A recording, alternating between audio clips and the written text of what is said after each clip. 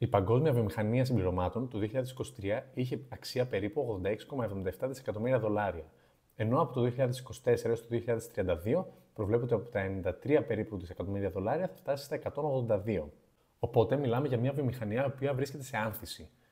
Μιλάμε για μια βιομηχανία η οποία δεν έχει περιορισμό στο πελατολογιό του, καθώς απευθύνεται σε όλες τις ηλικίες και στα δύο φύλλα. Ορισμένα παραδείγματα προϊόντων από τη βιομηχανία των συμπληρωμάτων είναι τα ζελεδάκια με βιταμίνες για παιδιά, διάφορα συμπληρώματα για υγιή και όχι άτομα τα οποία πηγαίνουν στο γυμναστήριο, καθώς επίσης και διάφορα συμπληρώματα για ηλικιωμένους που βοηθάνε στο ανοσοποιητικό ή την υγεία των οστών. Επίσης, δεν υπάρχει περιορισμό στο φύλο, καθώς υπάρχουν διάφορα συμπληρώματα τα οποία θα χρησιμοποιήσουν είτε άντρες είτε γυναίκες. Σε αυτό το βίντεο θα μιλήσουμε για 3 συμπληρώματα τα οποία είναι περισσότερο marketing και υποσχέσεις παρά ουσία. Πριν μπούμε όμως στο ψητό, μην ξεχάσεις να πατήσεις subscribe, like και να το μοιραστείς άμα σου φανεί ενδιαφέρον. Για πάμε να δούμε. Το πρώτο συμπλήρωμα το οποίο θα αναφέρουμε είναι οι λιποδιαλύτες, οι οποίοι χωρίζονται σε δύο μεγάλες κατηγορίες, η θερμογενετική και η λιποτροπική.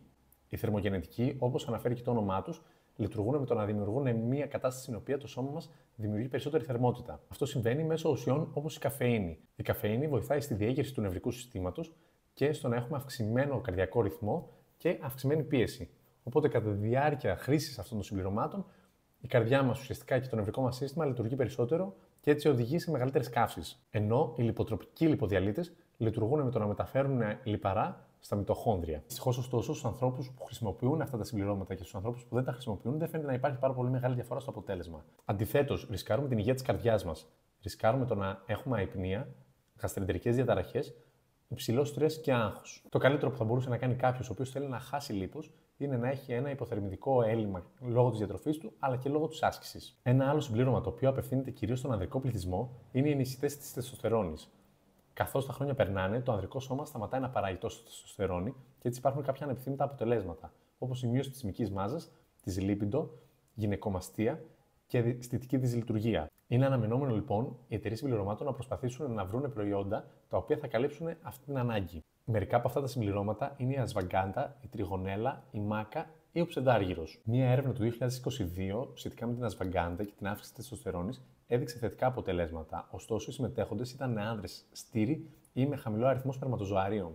Οπότε, το baseline ήταν ήδη πολύ χαμηλό και δεν έγινε σε άντρες οι οποίοι ήταν υγιείς. Σε έρευνα του 2018 φάνηκε πως η τριγωνέλα ή στα αγγλικά fenugreek είχε θετικά αποτελέσματα στην αύξηση της τεστοστερόνης, ωστόσο δεν υπήρχε στατιστικά σημαντική διαφορά μεταξύ των ατόμων που έπαιρναν το συμπλήρωμα και των ατόμων που έπαιρναν πλασίμπο. Ενώ ο ψευδάργυρος και η μάκα δεν έχουν στοιχεία τα οποία να τα συνδέουν με την αύξηση της τεστοστερόνης. Ένα υποσχόμενο συμπλήρωμα σε αυτό το τομέα είναι το Tongat Ali, το οποίο φαίνεται να έχει θετική επίδραση στην αύξηση της μυϊκής μάζας, στην αύξηση της λίπιντο, στη μείωση του στρες καθώς και στη βελτίωση της αισθητικής λειτουργίας των ανδρών. Ωστόσο, δεν υπάρχουν ακόμα αρκετές έρευνες για να επιβεβαιώσουν αυτά τα δεδομένα. Το καλύτερο που μπορεί ένας άντρας να κάνει, εφόσον δεν θέλει να έχει αυτές τις παρενέργειες, είναι να γυμνάζεται, να τρώει σωστά, να κοιμάται επαρκώς, να μην καπνίζει και να κινείται συστηματικά, κοινώς να έχει μια υγιή ζωή. Το τελευταίο συμπλήρωμα το οποίο θα αναφέρουμε σήμερα και θα πρέπει να σταματήσεις να δίνεις τα λεφτά σου είναι οι σκόνες αδυνατίσματος ή οι σκόνες αύξησης όγκου. Όπως είπαμε προηγουμένως, η βιομηχανία των συμπληρωμάτων απευθύνεται τόσο σε άντρες όσο και σε γυναίκες. Και αυτό είναι ένα πολύ καλό παράδειγμα, καθώς υπάρχουν και άντρες και γυναίκες που θέλουν να βάλουν μυϊκή μάζα και υπάρχουν και άντρες και γυναίκες που θέλουν να χάσουν βάρος. Ωστόσο, αυτά τα συμπληρώματα δεν διαφέρουν πάρα πολύ από τις τυπικές σκόνες πρωτεΐνης.